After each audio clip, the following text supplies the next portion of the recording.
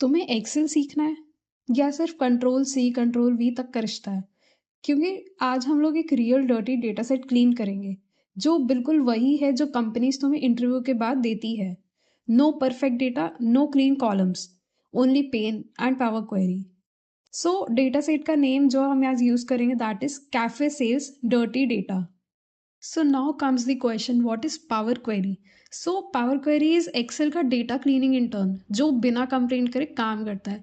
इस cafe data set में हमारे पास मिसिंग पेमेंट मेथड्स है, डेटा टेक्स्ट में है, अमाउंट गलत है और रैंडम कैपिटल लेटर्स हैं। एक्सेल फॉर्मूलाज बोले मैं छुट्टी ले रहा हूँ, लेकिन पावर क्वेरी बोले रिलैक्स मैं हूँ ना। अगर तुमसे कोई इंटरव्यू के टाइम पूछे कि पावर क्वेरी क्या है, सो यू कैन से कि power query helps in ETL, that is extract transform and load. और ये इंटरव्यूज के लिए बहुत अच्छा क्वेश्चन होता है क्योंकि इसमें रिपीटेबल स्टेप्स कर सकते हैं हम परफॉर्म, कोई मैनुअल काम नहीं और ऑटोमेशन फ्रेंडली होता है। चलो अब मैं तुम्हें बताती हूँ कि एग्जैक्टली हमें पावर क्वेरी कैसे यूज़ करना है और कहाँ से होगा ओपन। अभी अगर आप मेरी स्क्रीन पे डेटा सेट देख रहे हो that is cafe sales data set, तो हमारे पास यहाँ पे मल्टीपल कॉलम्स है। तो हमें जब भी इस डेटा सेट को पावर क्वेरी में लोड करना है तो हम जाएंगे डेटा टैब पे। वहाँ पे हमारे पास गेट डेटा करके आता है। अब यहाँ पे हमारे पास मल्टीपल ऑप्शंस अवेलेबल होते हैं, बट क्योंकि अभी हमारे पास जो हमारी टेबल है वो यहीं पे प्रेजेंट है एक्सेल की वर्कशीट में, तो हम ऑप्शन सेलेक्ट करेंगे फ्रॉम टेबल रेंज।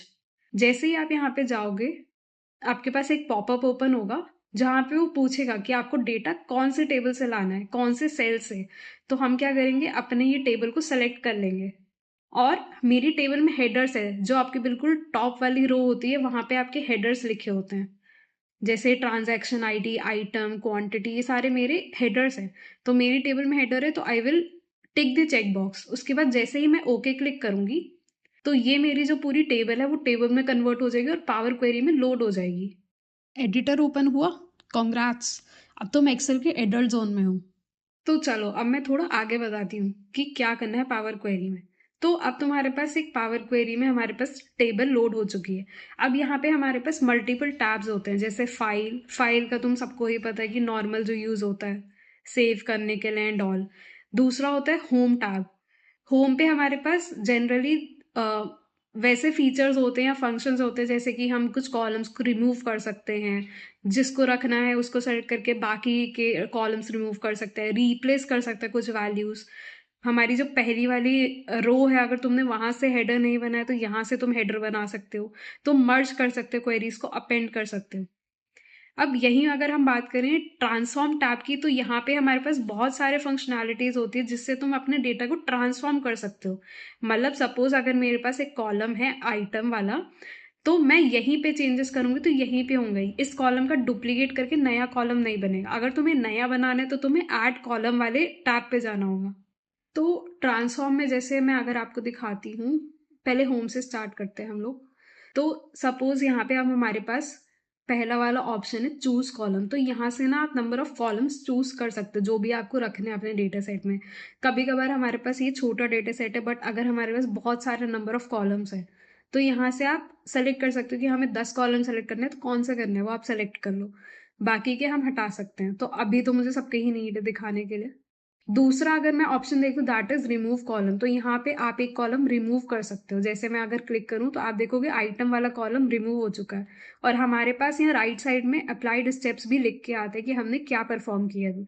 तो अब मुझे ये प्रोसेस जो था, जो मेरा ये मैंने स्टेप परफॉर्म किया, मुझे इसको वापस हटाना है, मुझे वो कॉलम वापस चाहिए।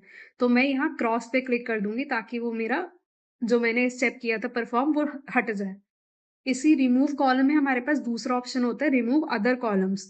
तो इसका मतलब ये है कि आइटम वाले को छोड़ के बाकी जितने कॉलम्स है वो सारे हम हटा सकते हैं। तो ये तो बहुत इजी चीज है। ऐसे ही हम अगले फंक्शनैलिटी पे चलते हैं दैट इज कीप रोज। तो आप जैसे कि यहाँ पे आप देख सकते हो साइड में आइकन भी उनका बना है। इसका मतलब क्या है, कीप टॉप रो का मतलब है कि सिर्फ पहली वाली रो रहेगी, बाकी सब डिलीट हो जाएंगी। सिमिलरली दूसरी वाली का मतलब है कीप बॉटम, मतलब सिर्फ बॉटम वाली रहेगी, बाकी डिलीट हो जाएंगी। कीप रेंज ऑफ रोज का मतलब है कि कुछ हम पर्टिकुलर सेलेक्ट कर सकते हैं कि कौन सी रो से स्टार्ट करना है। जैसे सपोज मैंने लिखा सेकेंड रो से लेके मुझे सिर्फ फिफ्थ वाली तक चाहिए, मैंने ओके प्रेस किया तो आप देख सकते हो मेरे पास जो जो रोज आई वो नंबर वाइज हमारी इंडेक्स हो गई हैं। अब मुझे इसे वापस रिवर्स करना है तो मैं क्रॉस कर दूंगी जाके। अब उसी में मेरे पास दूसरी फंक्शनैलिटी है कीप डुप्लीकेट्स। तो सपोज आपके डेटा सेट में अगर नंबर ऑफ डुप्लीकेट्स हैं तो वो आप रख भी सकते हो अगर आपको नीड है। नहीं है तो हमारे पास दूसरी फंक्शनैलिटी थी रिमूव रोज। तो वहां से आप रिमूव कर सकते हो डुप्लीकेट्स अगर उस कॉलम पे हैं। सिमिलरली रिमूव कर सकते हो ब्लैंक रोज, कहीं पे भी कोई ब्लैंक डेटा है, खाली कॉलम है जिसमें कुछ भी नहीं लिखा है, तो वो भी रिमूव हो सकता है। और एक है रिमूव एरर्स, वहां से आप एरर सारे रिमूव कर सकते हैं। तो अब हम देखते हैं नेक्स्ट फंक्शनैलिटी जो कि हमारे पास है, दैट इज सॉर्टिंग। यहाँ पे आप देख रहे हो हमारे पास दो टाइप की सॉर्टिंग हो सकती है। A to Z is ascending order, Z to is descending order. तो अगर मैं यहाँ पे क्लिक करती हूँ, मैं आपको क्वांटिटी वाले से दिखाती हूँ, मैंने ए से जेड किया, तो अब यहाँ पे मेरे पास सॉर्ट हो जाएंगे वैल्यूज बिल्कुल स्टार्टिंग से लेके नल इज, अगर आप सपोज करो न्यूमेरिकल फॉर्म में नल को एज जीरो, तो जीरो से हमारे पास स्टार्ट हो जाएंगे, फिर देखो वन आया, नीचे अभी जाएंगे तो टू आएगा। सो सिमिलरली असेंडिंग ऑर्डर में। और यहीं अगर मैं डिसेंडिंग करती हूँ इसको, तो ये रिवर्स फॉर्म में स्टार्ट हो जाएगा। तो क्योंकि ये टेक्स्ट है अभी इसका डेटा टाइप, तो इसलिए इसमें अननोन एरर आ रहा है। अब यहाँ से आप चेक करो, 5 स्टार्ट हो गया, उसके बाद 4 आएगा, फिर 3 आएगा, सिमिलरली। ठीक है। अब अगली जो फंक्शनैलिटी है दैट इज स्प्लिट कॉलम। तो मैं सॉर्टिंग वाले को हटा देती हूँ। ठीक है, अब आते हैं स्प्लिट में। अच्छा, अब स्प्लिट कॉलम हमारे पास यूज होता है, जैसे मैं आपको एक एग्जांपल करके दिखाती हूँ। आपने कॉमनली एग्जांपल बहुत इजीली हर जगह पे हर कोई इंटरव्यूअर भी पूछता है ये क्वेश्चन, कि सपोज हमारे पास एक फुल नेम है। सपोज मैं बोलती हूँ कि मेरे पास है जॉन डोई, एक नेम। तो अगर मुझे इसको स्प्लिट करना है, मतलब मुझे जॉन अलग चाहिए और डोई अलग चाहिए, फर्स्ट नेम अलग लास्ट नेम अलग, तो इसके लिए हमारे पास यूज होता है स्प्लिट कॉलम वाला फंक्शनैलिटी, जिसमें हम डेलीमीटर से कर सकते हैं या फिर यू कैन से डीलिमिटर। तो यहाँ पे इसका मतलब है कि कहीं पे भी अगर स्पेस मिलेगा, कॉमा मिलेगा, तो हम उन चीजों से, उन टेक्सचुअल चीजों को सेपरेट कर सकते हैं अलग अलग। जैसे अब मैं यहाँ पे करूं, तो मेरे पास क्रेडिट कार्ड है, मैं चाहती हूँ कि ये दोनों अलग अलग हो जाए, तो मैं डीलिमिटर यूज करूंगी। यहाँ पे स्पेस क्योंकि इनके बीच में आ रहा है, क्रेडिट कार्ड के बीच में, तो मैं सिर्फ ओके में प्रेस करूंगी। अब आप देखोगे हमारे पास एक क्रेडिट आ गया, कार्ड अलग आ गया। सिमिलरली बाकी जिनमें दो दो वर्ड से जैसे डिजिटल वॉलेट था, वो भी सेपरेट हो गया। तो ये फंक्शनैलिटी काफी यूजफुल है और इंटरव्यूज का फेवरेट क्वेश्चन भी कभी कभी बन जाता है। ऐसे ही हमारे पास स्प्लिट कॉलम में मल्टीपल टाइप के फंक्शन, जैसे नंबर ऑफ कैरेक्टर से you can split, by position, by lower to upper case से लोअर, डिजिट से नॉन डिजिट, नॉन डिजिट से digit. Okay, next is group by. अच्छा, group by is very advance, तो उसको मैं आपको बिल्कुल एंड में बताती हूँ ग्रुप बाय की फंक्शनैलिटी कैसे यूज होती है और कैसे करते हैं। अभी हम चलते हैं आगे। तो अब आता है नेक्स्ट डेटा टाइप का। अच्छा, डेटा टाइप का हमारे पास यहाँ पे मल्टीपल डेटा टाइप्स होते हैं, जैसे नंबर्स होते हैं, टेक्स्ट होता है, डेट होता है, डेट टाइम होता है, बाइनरी फॉर्मेट, बाइनरी जीरो या वन, ट्रू फॉल्स होता है, बुलियन वैल्यू जिसको हम बोलते हैं, या होल नंबर होता है, जैसे कि हमारे पास 0 1 हो गया, डेसिमल नंबर जिसमें 1.2 3.2 ऐसे होता है, करेंसी होती है हमारे पास। तो ये हमारे डेटा टाइप्स हैं। बट अब आप जैसे चेक करोगे, मेरे पास एक क्वांटिटी वाला एक कॉलम है जिसका डेटा टाइप अभी ABC 1 2 3 है, मतलब ये टेक्सचुअल है। बट मुझे सिर्फ चाहिए होल नंबर हो, तो मैं इसको जाके होल नंबर पे क्लिक कर दूंगी ताकि ये चेंज हो जाए। अब अगर आप चेक करोगे तो मेरे पास यहाँ पे खाली नंबर्स नंबर्स आएंगे। सिमिलरली प्राइस पर यूनिट का भी मैं चेंज कर देती हूँ होल नंबर। ऐसे ही बाकी कॉलम्स का भी मैं चेंज कर सकती हूँ। एक ही कॉलम में मेरे पास ट्रांजैक्शन डेट, इसका मैं करूंगी डेट टाइम। बट अगर आप चेक करोगे तो मेरे पास डेट तो अलग अलग आ रही है, टाइम सबका 0 0 ही आ रहा है, तो मुझे इसकी नीड नहीं है, तो फिर मैं उसको खाली डेट पे रख दूंगी, मैं टाइम हटा दूंगी। अब यहाँ पे एक मेरे पास पॉपअप आया कि change column type, it means कि रिप्लेस करना है या नया स्टेप ऐड करना है। नया ऐड करेंगे तो नया कॉलम ऐड हो जाएगा, बट मुझे खाली रिप्लेस करना है, तो फिर मैं रिप्लेस पे क्लिक कर दूंगी। तो अब जैसा आप देख सकते हो मेरे पास खाली डेट आई है। तो ऐसे ही मैं यहाँ से भी जाके इन कॉलम को सेलेक्ट करके उनका डेटा टाइप चेंज कर सकती हूँ। अब हमारे पास next functionality is use first row as column. तो मेरे पास तो अभी के लिए अगर आप देखोगे तो फर्स्ट रो जो मेरी है, जो अगर आप एक्सेल वाली शीट में चेक करोगे तो मेरे पास ट्रांजैक्शन आईडी, आइटम्स, यही वाली फर्स्ट रो थी जिसको मैंने हेडर बना है। अब कभी कभी ऐसा होता है कि आप कुछ डेटा सेट डाउनलोड करते हो, उसके हेडर होते हैं या फिर नहीं होते, या आपकी टेबल की रो में आ जाते हैं, तो आप इस फंक्शनैलिटी यूज कर सकते हो। तो जो आपकी पहली वाली रो होगी वो टेबल का हेडर बन जाएगी। Okay, so next functionality is replace values. तो रिप्लेस वैल्यू बेसिकली यूज़ होता है कोई भी वैल्यू को रिप्लेस करने के लिए। जैसे अब अगर मैं बोलूँ कि मुझे यहाँ पे सपोज़ मैं यहाँ पे एक काम करती हूँ, मेरे पास जो ये अननोन और एरर है, मैं इनको रिप्लेस कर देती हूँ कुछ भी नहीं, खाली चीज़ से, ताकि ये नल वैल्यू बन जाए। सो मैं इस कॉलम को सेलेक्ट करूँगी, रिप्लेस में क्लिक करूँगी और I will do one thing, मैं अननोन पे क्लिक करके फिर करूँगी ताकि मेरे पास वो लिख के आ जाए। अब मैं यहाँ पे स्पेस डाल दूँगी। अब if I press on okay, तो देखो मेरे पास अब इसमें एक भी अननोन नहीं आएगा। यहाँ पे आप चेक कर सकते हो, कुछ भी अननोन नहीं आएगा, वो ब्लैंक हो गया।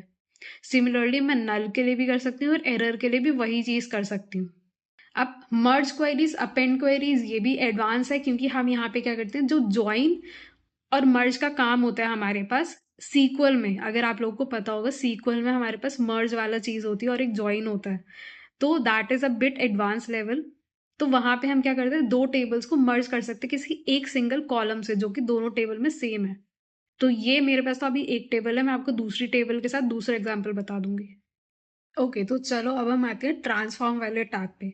तो यहाँ पे अगर आप देखोगे हमारे पास जो पहली फंक्शनैलिटी, अच्छा ट्रांसफॉर्म का मतलब क्या होता है कि हमारे पास जो डेटा है हम उसी में चेंजेस कर रहे हैं, हम कुछ नया ऐड नहीं कर रहे हैं, हम उसी वाले कॉलम पे चेंज कर रहे हैं।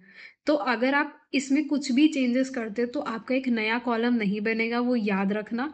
हम उसी वाले चीज़ में चेंजेस करेंगे तो आपके वो रिवर्सिबल नहीं होते हैं, वो चीज़ याद रखना। अगर आप एक स्टेप रिमूव करोगे तो वो पूरा स्टेप रिमूव होगा, वो वापस नहीं आएगा सेम चीज़। रिमूव करने के बाद तो ऑफ कोर्स आएगा, बट अप्लाई करने के बाद वो नहीं आएगा सेम, या फिर अलग से डुप्लीकेट कॉलम। तो ये चीज़ ध्यान रख के ट्रांसफॉर्म का यूज़ करना। अब अगर हम पहले वाले फंक्शन पे आते हैं, that is use first row as header. अब यहाँ पे हमारे पास दो चीज़ें हैं, जैसे पहले रो को हमें हेडर यूज करना है जो कि मैं आपको पहले ही बता चुकी हूँ, ट्रांसफॉर्म आईडी वगैरह, या फिर हेडर को फर्स्ट रो करना है। अब सपोज हमारे पास कभी कभी ऐसा होता है कि हमारे पास कुछ डेटा होता है, जैसे ट्रांजैक्शन आए, कुछ ट्रांजैक्शन आईडी है, वही मेरी हेडर बन गई, बट अब वो मेरी हेडर तो नहीं है ना, मुझे वो एज अ रो चाहिए, तो मैं इस ऑप्शन को सिलेक्ट करूंगी ताकि वो मेरे पास मेरी रो में आ जाए, टेबल में। तो मैंने अभी जैसे अप्लाई किया तो आप देख सकते हो कि फर्स्ट वाली जो रो है वो मेरी एज एन रिकॉर्ड बन गई है, transaction ID, item, quantity. But अब ये तो मुझे एज एन हेडर चाहिए, तो मैं वापस इस ऑप्शन पे जाऊंगी ताकि ये हेडर बन जाए। So now coming on to the next function, that is transpose. तो गाइज ट्रांसपोज का मतलब ये होता है कि रो को कॉलम कर दो और कॉलम को रो कर दो। तो ये मैं आपको एक छोटे से कोई डेटा सेट में अलग से दिखाऊंगी, अभी मेरे पास जो पूरा डेटा सेट है मैं आपको क्लीनिंग का मेन पार्ट बताती हूँ। ओके, तो नेक्स्ट इज कि काउंट रोज। यहाँ पे ना आप नंबर ऑफ रोज को काउंट कर सकते हो। आप सपोज यहाँ पे अगर आप देखोगे नीचे मेरे पास लिख के आ रहा है 8 कॉलम्स, 999 प्लस रोज, मुझे एग्जैक्टली नहीं पता कि कितनी रोज है, तो मैं क्या करूंगी, यहाँ से जाके काउंट रोज पे क्लिक कर दूंगी। अब अगर आप चेक करोगे तो मेरे पास लिख के आ रहा है कि 1000 रोज है मेरे पास। तो अब मुझे ये तो अभी नहीं चाहिए। Coming back to the transform, so next is data type, जो मैं ऑलरेडी आपको बता चुकी हूँ। अच्छा, ये next option is detect data type. यहाँ पे आप क्या कर सकते हो, हमारे पास सपोज ये पूरा डेटा सेट है, तो पावर क्वेरी में एक ऐसी फंक्शनैलिटी होती है जो ऑटोमेटिकली डिटेक्ट कर सकती है आपके कॉलम की वैल्यूज देख कि ये डेटा टाइप किस टाइप का होना चाहिए। तो अगर मैंने यहाँ पे कभी कभी डेटा सेट में मैंने डेटा टाइप चेक नहीं किया, तो आप क्या कर सकते हो, कंट्रोल ए प्रेस करना, पूरा डेटा सेलेक्ट होगा, click on detect data type. अब जैसे ही वो डिटेक्ट कर लेगा, वो ऑटोमेटिकली यहाँ पे आपके सारे कॉलम की जो वैल्यूज होगी उसके बेसिस पे वो ऑटोमेटिक डेटा टाइप उसको दे देगा। तो यहाँ पे अगर आप देखोगे मेरे पास स्टेप्स में चेंज टाइप 2 लिख के आ रहा है, इट मीन्स कि मैंने डेटा टाइप जो भी हैं जितने भी कॉलम्स का वो चेंज कर दिया है। तो नेक्स्ट अब हमारे पास जो है दैट इज रिप्लेस वैल्यूज, तो ये मैं ऑलरेडी आपको बता चुकी हूँ। अच्छा, अब अगला फंक्शन इज फिल। तो ये बेसिकली डेटा फिल करने के लिए होता है कि हमें डेटा ऊपर फिल करना है या डेटा नीचे फिल करना है, तो ये अभी मैं यूज नहीं कर रही हूँ। नेक्स्ट स्प्लिट कॉलम भी मैं आपको बता चुकी हूँ। उसके नेक्स्ट जो है फॉर्मेट, ये हमारे पास काफी यूजफुल फंक्शन है, क्योंकि अब सपोज कभी कभी ऐसा होता है या इंटरव्यूअर आपसे क्वेश्चन करता है कि भाई मेरे पास ये नाम है, सपोज एक जॉन टाइप का एक नेम कॉलम है मेरे पास, नेम का कॉलम है जिसमें रिकॉर्ड है जॉन, अब उसके आगे और पीछे स्पेस लगा है, तो हम उसको रिमूव कैसे करेंगे, ये इंटरव्यूअर का क्वेश्चन होता है। तो आपको क्या आंसर करना है कि हम लोग यहाँ पे ट्रिम फंक्शन का यूज कर सकते हैं।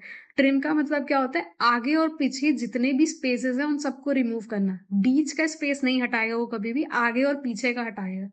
तो हम हमेशा ट्रिम का यूज़ करेंगे, ताकि अगर हमारे पास कोई भी ऐसा हो और अगर हम कभी फंक्शन कुछ लगा रहे हैं और उसका आउटपुट नहीं आ रहा है, इसका मतलब ये होता है कि हमारे पास कहीं न कहीं कुछ स्पेस होगा, उसमें गड़बड़ होती है, तो हम ट्रिम का यूज़ करेंगे। तो उसी में अब हमारे पास अगला है कि लोअर केस का मतलब है कि हमारे पास जितना भी वैल्यू है वो सारी लोअर केस में कन्वर्ट हो जाएगी। तो आप जैसा पेमेंट मेथड मेरा देख रहे हो कॉलम, मैं उसी में आपको अप्लाई करके दिखा रही हूँ। तो आप आंसर देख सकते हो, क्रेडिट कार्ड जितना भी है, कार्ड, कैश, वो सब स्मॉल लेटर में चेंज हो गया है, लोअर केस में। वहीं अगर मुझे इसको अपर केस करना है तो सारी वैल्यूज अपर केस में हो जाएंगी। Okay, now next is capitalise each word. तो इसके लिए मैं पहले ये हटा देती हूँ। कैपिटलाइज ईच वर्ड का मतलब ये है कि आपके जितने भी वर्ड्स होंगे उनका जो पहला लेटर होगा, सपोज जॉन है तो जॉन का जो जे है वो सिर्फ कैपिटल होगा। तो यहाँ पे अगर आप देखोगे, अगर मेरे पास कोई छोटा होगा सेकेंड वाले वर्ड का नाम, जैसे कि क्रेडिट कार्ड में सी अगर छोटा होगा तो वो भी बड़ा हो जाएगा। ओके, सो अगली जो है फंक्शनैलिटी जो बहुत हमारे काम के आ सकती है, दैट इज ऐड प्रीफिक्स या ऐड सफिक्स। अब इसका मतलब क्या होता है? ऐड प्रीफिक्स का मतलब कोई भी वैल्यू के पीछे कुछ ऐड करना, सफिक्स का मतलब कोई भी वैल्यू के आगे कुछ ऐड करना। जैसे अब मेरे पास मुझे एक कॉलम है जो परसेंटेज डिपिक्ट कर रहा है, सपोज करो एक क्वांटिटी वाला है। चलो सपोज करते हैं कि ये क्वांटिटी है, मुझे यहाँ पे सब क्या है कि केजी लिखना है। मैं एक एग्जाम्पल लेके चल रही हूँ, मुझे इन सब के आगे केजी लिखना है, तो मैं क्या करूंगी, फॉर्मेट में जाऊंगी, ऐड सफिक्स, मुझे सफिक्स क्या लगाना है, केजी। मैं ओके पे प्रेस करूंगी तो आप देखोगे अब मेरी जितनी भी वैल्यूज हैं उन सबके आगे केजी लिख के आ गया।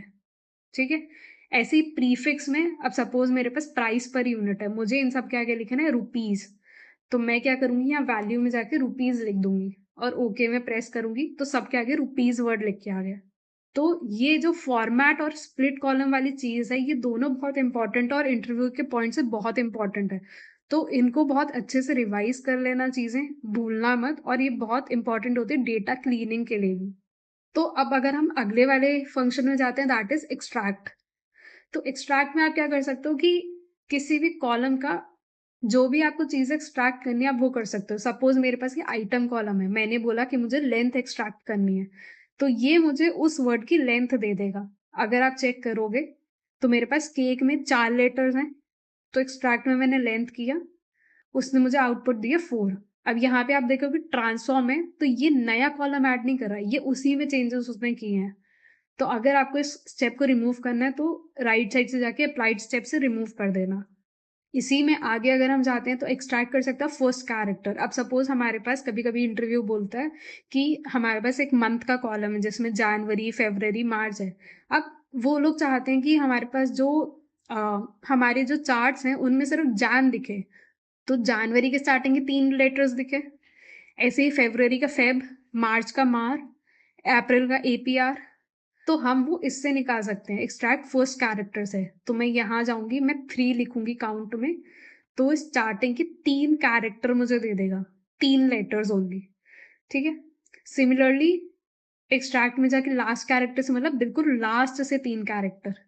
रेंज का मतलब है कि बीच से आप कुछ भी, जैसे मुझे इंडेक्स नंबर 2 से चाहिए, मैं आपको करके दिखाती हूँ। स्टार्टिंग इंडेक्स मुझे 2 से चाहिए और कितने नंबर ऑफ कैरेक्टर्स, 3 कैरेक्टर्स।